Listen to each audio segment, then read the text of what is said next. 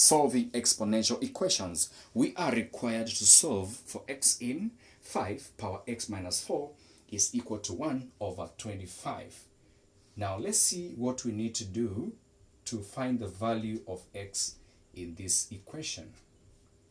Since we have 1 over 25 here, we can multiply both sides by 25 so that we can remove that fraction, divide 25 by 25 to remain with 1, and the next step should be to write 25 to base 5, which is 5 squared. 5 squared is 25 times 5 power x over 4 is equal to 1.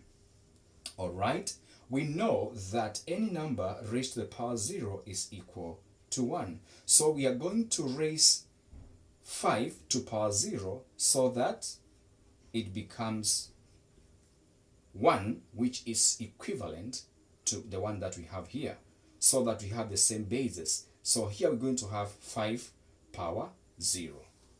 So let's see what happens there.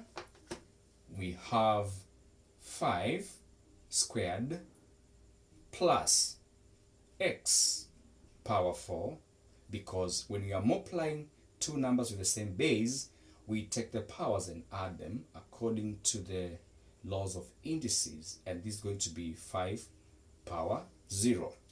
So since the bases are the same, 5 and 5, it means that therefore 2 plus x over 4 is equal to 0. Alright?